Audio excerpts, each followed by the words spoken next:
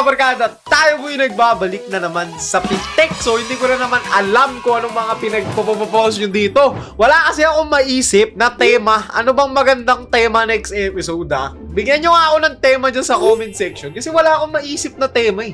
Anong tema gusto nyo tungkol sa Minecraft? Sa Minecraft. Buong YouTube career ko, puro Minecraft na par. Ano bang magandang tema? Roblox? So, ano rin ako sa Roblox? Anong magandang tema sa ating pitik? Kasi napaka-random ng mga pitik episodes natin, par. Gusto ko sanang gawin yung pitik weekly, eh. Kaso wala rin naman ako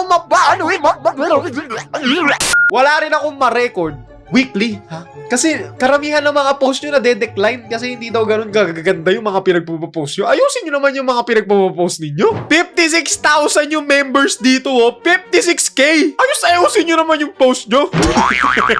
At ang una po nating entry for today ay galing kay Reigns J. Bawal magsulat. Anong ibig sabihin yan? Ba't ganyan?